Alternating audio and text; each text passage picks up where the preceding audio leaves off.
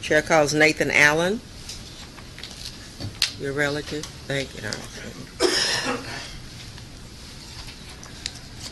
Good afternoon, Chairman Aycock, Vice Chairman Allen. Yes. Relative. Very good. Other members of the committee. Thank you for this opportunity to come and speak in favor of House Bill 3815. My name is Nathan Allen. Good. And I am a career educator. My first experience in public education in the state of Texas was in the spring of 1997 when I began substitute teaching in Galena Park Independent School District. I have since been in the classroom and also behind the administrator's desk. The last 5 years I have spent for the last 5 years I have been the administrator of Houston Independent School District's alternative educational placement called The Bridge. We are an alternative educational placement for students who have been caught either in possession or under the influence of drugs or alcohol, who are in grades 9th through 12th grade. When I heard that House Bill 3815 was coming before you for your consideration, I made the drive from Houston to let you know that, yes, there are voluntary character education opportunities that exist. But in my experience, by and large, our children do not know what they do not know. We are seeing right now evidenced in Baltimore, Maryland, what happens when students have a deficiency in their moral compass, in their ethical values. That's right. I can also tell you, as a former classroom teacher, that unless it's in the TEKS, it does not get the same amount of weight and attention that it must have. Representative Bohack alluded earlier to the fact that if we would address the soft skills of our children, we will get the hard skills thrown in. I've seen this firsthand. In my 5 years of directing the alternative educational placement in Houston ISD, referred to as The Bridge, every one of the students who arrived on my campus, with the exception of one in one class, showed improved grades in every class they took. This is hundreds of students over the course of 5 years. And it wasn't because I did anything amazing from an educational standpoint. It was because they were taught the difference between right and wrong, Right. values, ethics, moral character, the same things that Representative Bohack's bill stands for. I can speak from a wealth of knowledge, experience, exposure, firsthand, about the need for the incorporation of character education in the TEKS. I ask you to present me with any questions that you would have about the current status of Houston ISD, which I'm still partnering with, or any other place in Texas that I can speak to in an expert way. Members, any questions for Mr. Allen? I have a question. Representative Dutton. Thank you. I think I was following you along until you raised the situation about Baltimore. Yes, sir. Do you think the reason that's happening is because they don't know right from wrong? Yes, sir, I do. And I'll tell you Really? why. Yes, sir. If I may speak to it. So you don't think, so you believe that the reason this is happening is because the people there don't know right from wrong? The students, yes, sir, if I may respond. Sure. The riots that began to ensue, from the best reports I've heard from CNN, were the result of a bulletin board post on the internet to students. These are actually classrooms. These are high school aged individuals who were first incited to riot. And it was not the persuasive argument of logic or reason or right and wrong. It was an emotional appeal, which is what, in my experience of 5 years as the administrator of an alternative educational placement and 10 years in the classroom, tells me students are most susceptible to, which is emotional whims. And the definition of right and wrong is theirs to determine.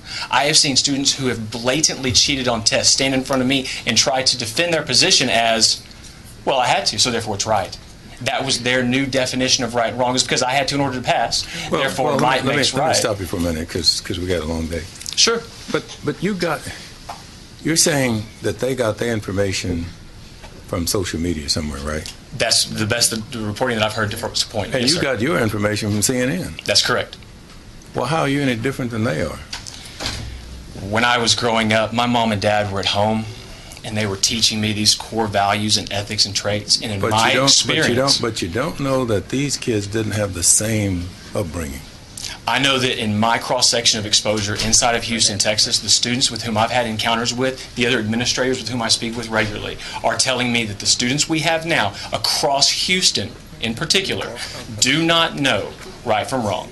They are not being trained by their parents in the same morals, values, ethics, codes of conduct because they simply don't know that they don't know them. Well, and their right or wrong is I live in Houston. I'm from Houston. Wonderful. And I know a lot of kids in Houston. Sure. A whole bunch of them. I don't know where you grew up, but I grew up in Houston. Sure. Born and bred. And I don't know, and I grew up in Northeast Houston in 5th Ward.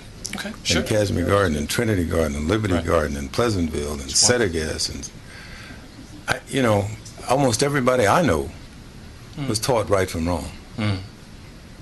Now, to say that they weren't taught that, I mean, that's what bothered me when you said they weren't taught that, and I wondered how you knew that, but you got it from CNN. No, sir. No, sir, that's not correct. What I got was their invitation to participate in these riots came through social media.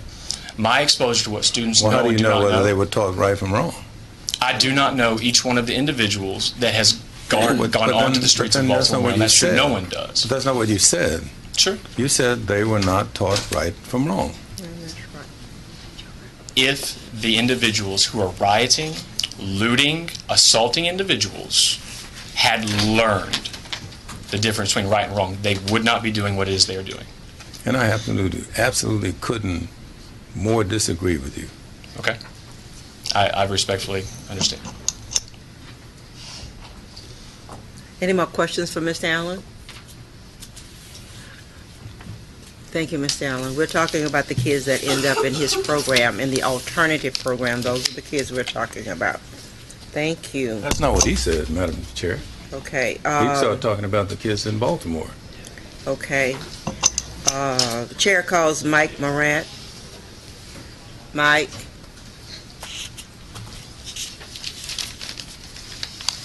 Thank you, Madam Chairwoman, Chairman Aycock. Committee members, my name is Mike Morath. I'm a member of the school board in Dallas, although today the testimony I offer is my own.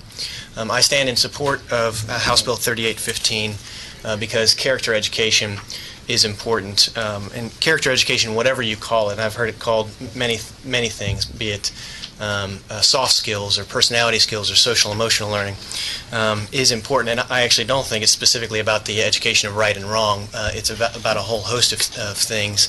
The topic is too broad for me to address in this brief set of remarks. And so I'd like to focus just on one aspect of character education and why this is so important for our kids. There's a researcher in Stanford named Carol Dweck, a psychologist, that has developed a technique to help teachers teach something called mindset, specifically the concept of fixed versus growth-oriented mindsets. And people with fixed mindsets, kids with fixed mindsets, they look at the series of experiences that they get in life as a set of challenges to expose native ability. Whereas those with growth mindsets look at the experiences they get in life as something that they can learn from, something that they can grow from. And these attitudes that they have affect a whole host of decisions that they make. So, for example, somebody that has a fixed mindset who's been taught all their life or told all their life that they're very smart might shy away from something particularly difficult because they'll be afraid that if they lose, that they'll be exposed as not nearly as smart as everybody has told them their whole lives. Whereas those with a growth mindset will try and will fail and will learn from that experience. And this concept, this of mindset, is really the essence of how you teach perseverance in kids, how you teach grit in kids. And this is such a critical part of what we need to teach children, but doesn't necessarily happen.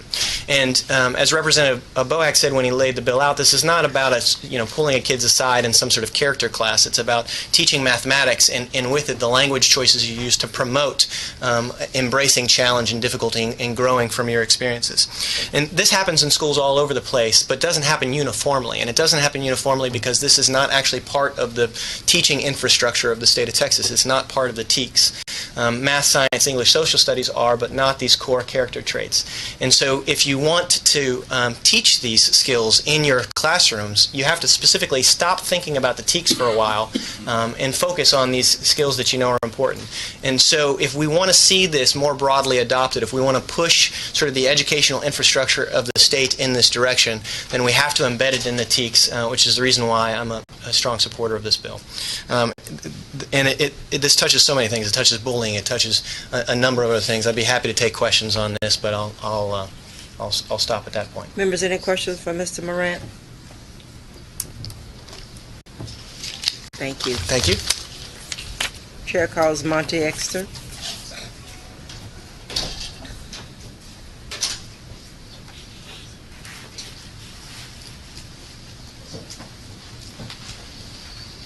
Monty Exter with the Association of Texas Professional Educators on the bill. Feel privileged to be able to follow the first crew of kids that went. It's very remarkable. ATPE absolutely supports the obligation of districts to teach character to their small charges. We absolutely support the right of every educator to impart character upon their students. Our only real concern with this particular bill is its interface with the SBOE. We have, about 5 years back and then for about 15 years before that, been through a time period at the SBOE that was known as the Culture Wars. I hate to think that we might be about to enter the Character Wars. So while we very much support character education, we're not particularly comfortable with moving the definition of how that is worked into the curriculum out from underneath the districts and moreover out from the individual educators up to the State Board of Education. Any questions for Mr. Exter? Thank you. Thank you. Chair calls Steve Swanson. Steve Swanson.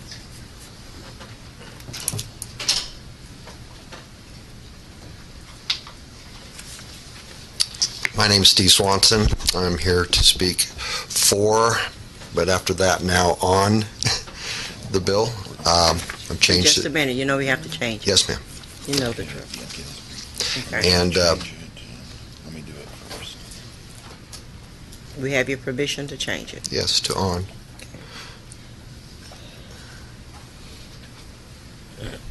Okay. You may go. Okay, thank you.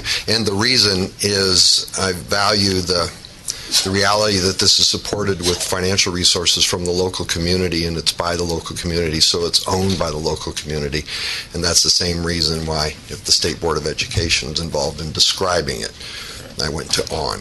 So I chose to share I had a personal experience in my life as a business person building schools where a group of people decided to be intentional about getting along and not going to court. And we were intentional about that in a way that brought us closer together to build trust and mutual respect, to build character amongst the team.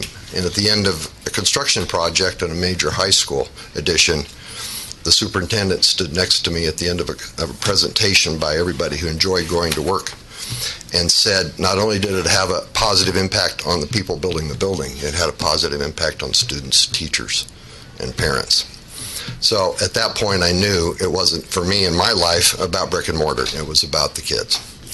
And the only thing to add is that I've experienced youth in schools, inner city schools at risk, threatened with closure, demonstrate authentic character, demonstrate trust and respect, mutual respect, and downtown and the board didn't recognize it or understand it even existed.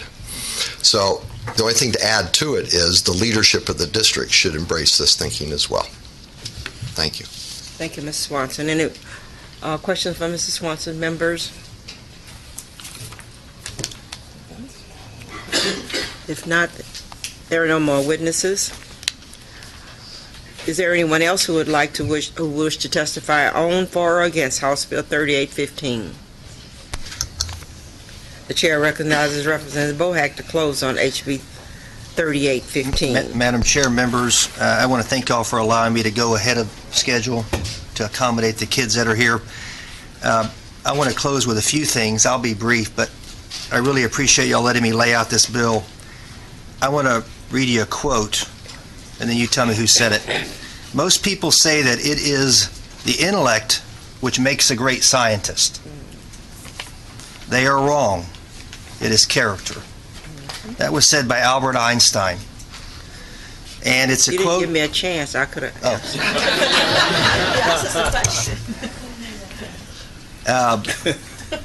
It's a quote that has really transformed the way I view character education. I frankly believe that if we were to pass a bill like this, even without the TEKS piece, I'm not wedded to that piece. Doesn't matter to me. It's just another strategy to get it into the classroom. Even if it was just local school districts collaborating and then the TEA looking at the measurable behavioral results, I would be satisfied with that. But I think that this is arguably, if we pass something like this, it would be the most transformational bill we pass this session, and I don't say that with pride or arrogance or anything. The money is the easy stuff. This stuff is the hard stuff. I want to read to you just some science, briefly, and then I'll close. A major review of 213 experimental control group studies of K through 12 students, truly experimental, who participated in character education programs, demonstrated improved social skills, fewer conduct problems, lower levels of depression, on average, scored 11 percentage points higher on academic assessments than the control group students. Real science. These are gold standard studies with random student assignments and control groups. A 2015 study by Columbia University Teachers College summarized a host of reports finding that children who attend schools that implemented strong, positive character education programs saw real lifetime benefits. Lower crime rates, lower substance abuse rates, less likely to become single parents and teenage parents, etc., etc., etc. If we ask what do we want for our students, our kids, no one says to be a great algebra student, to be a great English major. I would ask all of y'all, no one would say that. They'd say, I want my child to be emotionally healthy. These things, ladies and gentlemen, speak to the whole student. I believe that parent engagement strategies that Marcia and I and Dr. Alma Allen and others we've talked about on this committee, plus character education, equal classroom success. Or at least the highest likelihood for classroom success. It doesn't require a great deal of money. It doesn't. But it requires a great deal of effort. And that's far more important than money. And with that, I close. Thank you. House Bill 3815. Got a question. Oh, I'm sorry. Chairman Aycock? Go back to your incorporation of your thoughts into the how we teach it. Is it your intent that this be developed into a single course or woven through multiple courses, or how do you wish to instruct the state board regarding that issue? I think if the state board were to weave it into TEKS, it's just another way of putting the positive character traits that are already in code, just another strategy getting it in there. But it wouldn't be the primary strategy. The primary strategy would be each school district adopting their own program to get local buy-in with local collaboration of all the stakeholders. And then the way I envision it, if we talk about it as being another subject like math, English, or science, we won't be successful. It has to become the way you do math, English, science, and history. It's the way you do the whole day, beginning to end. It's a part of everything that you do throughout the entire day. And then these positive character traits transform students into successful classroom learners and ultimately into successful citizens. So it would have to be the way we do everything. And then we would measure it once a year. The TEA would receive measurements and see, did it really happen the way I'm theorizing it will happen based on these 213 experimental control group studies. So it wouldn't be a competing slice of the day. It wouldn't be just, oh, there's another thing. That's just one more thing. It's how you do everything. It's how you do PE. Dr. Fernie? Thank you. Thank you so much, Madam Chair. I just was going to check on this. I love everything about character education. I agree with you completely on that. But in my hometown, they have adopted for the past several years an amazing program about character education. It's called Early Act First Night, KNIGHT. They bring in war horses. The kids dress up in medieval period clothing. It's a huge celebration, a culmination of how they've integrated it all throughout the year. One of my concerns is, though, is this talks about that certain things that must be included. If this program that they're committed to for multiple years and the Rotary is sponsoring for them, if they don't have all of these particular elements, are they then going to have to come in and integrate? I guess I'm just looking to see if we can find a little bit of flexibility on the itemization based on what the local school districts have, because they are doing such an amazing job. It's a big deal with our local paper. The whole community gets excited for these kids. I think you raise a great point, Marcia, and my vision would be that this would not displace that at all, that we could perhaps put some level of flexibility in there. Because I'd hate to see them not get to keep this program that they've already, it's spread. It started off in a middle school and one elementary. Now it's spreading off to more. And the kids love it. It's just been impressive, and I think it's making a difference. I appreciate your feedback there. I appreciate the gentleman's comments about the Texas Education Agency. I'm all ears. This bill was to be about a catalyst. Yeah. And to the extent it forms a catalyst of people talking and discussing, but yet at the same time requires school districts to adopt some type of curriculum. And then we positively use carrots, not sticks, but carrots to bring about a friendly competition and award to campuses that show dramatic improvement. And I hazard to guess that we would see the type of behavioral and academic improvement that we believe we would see from these experiments that I referenced a bit earlier. Yep. Well, I think it's a great bill. I just want to make sure it doesn't displace what. Right. And by the way, I was looking it up online. There's several school districts across the state that are implementing this program, and it just seems very exciting. So a lot of people are in tune with your bill. Well, and I think your comments speak to the point. If there's not local buy-in, there won't be local buy-in. That's right. District buy-in. So I absolutely want but I do want people to know that the character traits that we outlined in code really form the basis of the success that we're talking about. Virtually those 4 scientists, the behavioral scientists that I referenced before, it all collaborates around these 6 or 7 kind of foundational umbrella character items. And one other quote you might want to keep, you probably know this, but Theodore Roosevelt said, "To educate a man in mind and not in morals is to educate a menace to society." So I think that's interesting. Well, Warren Buffett said this. He looks for 3 characteristics. We should quit right now. No, that's good. Warren Buffett said this. He looks for 3 traits when hiring somebody. He looks for intellect, he looks for passion, and integrity. But the item he looks for first is integrity, because without that, he doesn't care about your intellect or your passion. That's good. Thank you very much. Representative Desautel? I understand this concept, and I think that it's extremely important. And I'll try to articulate this the best way I can, because I think the studies that you all reference, where they have these types of programs, you do see the higher scores.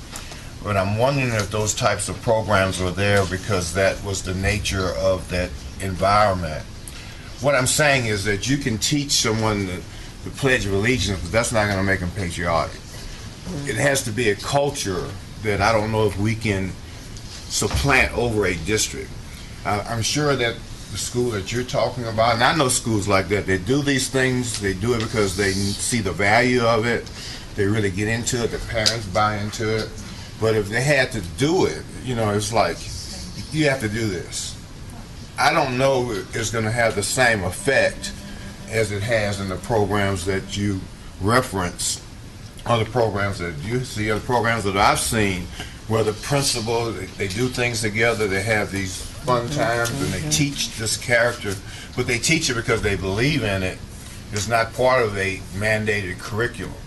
And if I'm articulating what I'm saying, No, I know it makes a difference, but I don't know if we can say, okay, this is a requirement, and we're going to see those results. That's all. Well, Chairman Desotel, I understand what you're saying. Again, there's 3 strategies in the bill. I'm not wedded to the SBOE TEACS piece. I'm not. It's just another way to do it. I still want to allow for maximum local engagement, but I do also want the Texas education. I think it's important that we get the evidence back. I think the evidence is going to be consistent with all the other evidence is in this particular arena. I do think you need that local buy-in. You can say, yes, you have to do this, but work collaboratively with your local stakeholders to determine a character education program which is consistent with the traits we've already outlined in the in the Texas Education Code, and allow for that local autonomy. There's a website called character.org, and it talks about the need for that piece of local stakeholder collaboration. And I think that's the key. The buy-in is the key. That was my point. When you have that, then it's going to work. But if it's... And you're right. It's not a class. It's how you do every class. Right. It's the culture. It's the culture of the school. It's intense. And if we don't do it, all the money in the world will not transform public education. It won't happen. There has to be that reaching back, but we can do this. I'm confident. Representative Dutton. Thank you, Madam Chair. I guess I'm a little slow, perhaps. What is the problem we're trying to fix with this? The problem is that the whole child, it involves an internal set of character traits that causes them to want to reach back and take hold of the great schools and great teachers that are before them. Because success, at the end of the day, science tells us, comes from the inside. And we can help transform kids from the inside by putting the right stuff, so to speak, into them. And the science is already in. The behavioral scientists have already weighed in on the character traits most correlated with classroom success. This is not something I dreamed up. This is something that many school districts are doing successfully. This is not my opinion. I appreciate that, Dwayne. I'm having a little bit of difficulty ascribing to schools the responsibility for teaching the things you just said. I don't know that. It's kind of like I had a big debate with a lady in my district who said, well, if you all hadn't taken prayer out of schools, to which I replied, if I had the possibility to do it, I wouldn't put prayer in schools. I would put prayer in homes, so that by the time kids got to school, they'd be prayed up. So I'm not sure if, and I understand and I appreciate, I think, what you're trying to do. I'm not convinced that, teaching children right from wrong, and I've got 7 children, but teaching them right from wrong, I had to help them learn that bad choices lead to bad consequences. And I couldn't just say, well, you shouldn't do that. I mean, that's not a good idea, or that's a bad idea. I mean, there had to be some consequence to bad behavior, which I found out was the greatest teacher of character was when you began to realize that you have to be held responsible for things that you do. In schools, we've taken a lot of things out of schools, including disciplining children for schools. They get in trouble, we send them to disciplinary alternative education programs where there's nothing, they go there because of their behavior, but there's nothing they learn over there that helps to moderate that behavior. And so as a consequence, I'm just a little kind of concerned about how and what we're going to teach, because what may be right or wrong to one person may not necessarily be right or wrong to someone else. I mean, and I don't want to get into the argument, but when somebody stands up and says, well, there's a right and wrong, well, there always is, but is that what teachers ought to be doing? I'm not speaking to right or wrong. I'm speaking to 6 or 7 broadly defined character traits that are most correlated with a child being successful in the classroom, that if they don't have these, they won't be successful. Not in the classroom or not in life. So I'm not, one of the witnesses talked about right or wrong. That's not how I interpret my bill. Okay. My bill is about 6 or 7 broadly defined character traits that 4 behavioral scientists have said are the reason students succeed in the classroom, and plowing those character traits, those personality traits, those soft skills, those non-cognitive skills into how we do the whole day, so that we are increasing the maximum likelihood of their being a classroom learning. Well, if your bill works, then I guess what that means is if you teach this in first grade, you don't need to teach it in second and third because they'll have it by first grade. Well, let me just say this. Teach it 1 to 12. Adults don't have this every day for a lifetime. Our brains leak, which is why we have to be, I have to remind myself, believe me, I have not arrived at self-discipline, persistence, gratitude, optimism, kindness, honesty, and courage. I have to remind myself through self-talk every day, because my mind leaks, I make mistakes, I'm fallible, right. But so no, we never arrive, and I hope we never believe we've arrived. This is something we have to, these and many others, we have to be teaching ourselves and reteaching ourselves every day. Well, that's what I guess that's the other part of this that bothers me, is because you place an impossible burden on teachers, almost, because I assume teachers are going to teach this, and if they're going to teach it, they're going to test it. But if you always if you're still failing now, and you and I both are, then we're never going to pass this class. I mean, so at some point, what's going to be passing? 60, 50, 40, 30? I mean, if it's a lifelong challenge and we're still doing it today, and neither one of us are ever going to get to the point of where we can do this all successfully 100% of the time. So I guess that's all these things. I'd like to work with you, but all of these things bother me about this, because it almost seems like what we're doing is, it's one of those cases where you fire the shot and then you put up the target and hope you hit it.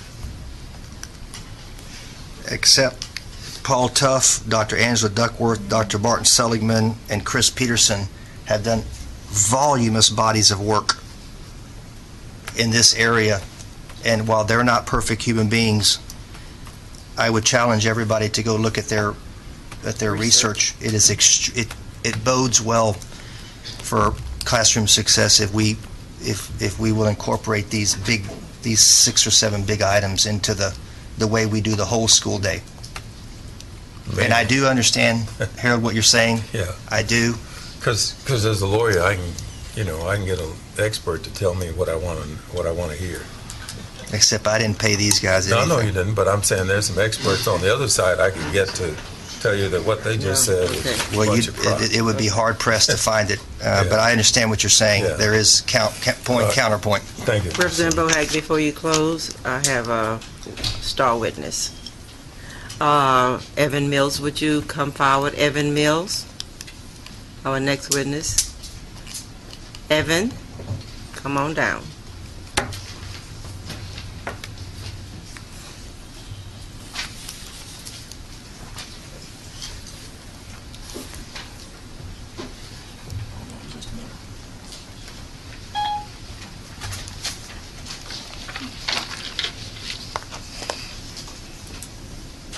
Hello, Jimmy Acock.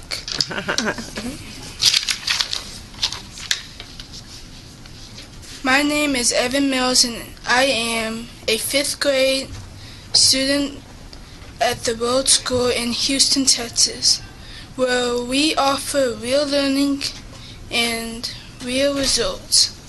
I am testifying on behalf of House Bill 3815, relating to instruction of positive character traits in public schools.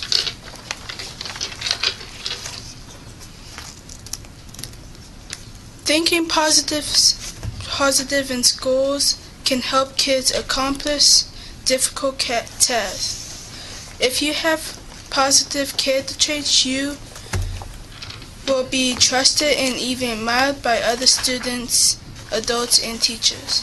The World School has a positive training trait program that focuses on traits such as honesty, friendliness, and confidence. Each month, the students try very hard to display these positive character traits. These traits are what set the World School students apart of other students. Thank you for allowing me to speak on this bill. Any questions? Yes. You're speaking for the bill? Mm. That's good. Thank you very much. Any questions for Mr. Mills? Thank you, Evan. Thank you very much. Mr. Bohag? I close, and I thank you for your attention, members, and I thank the chairman, especially Chairman Acock. Thank you. Okay. I know Thank you, Madam closed, but Chairwoman, I as just well. want to make one statement. I know you closed, and it doesn't impact the bill at all. But you said you needed evidence to back what that the character education program is going to have impact, right? And how do you plan to get that evidence? Is that a test? I'm just wanting not to have another test. No, that's this all. does not involve a test. The TEA is supposed to be doing this already as part of this voluntary program. So, okay. House Bill 3815 will be left pending at this time.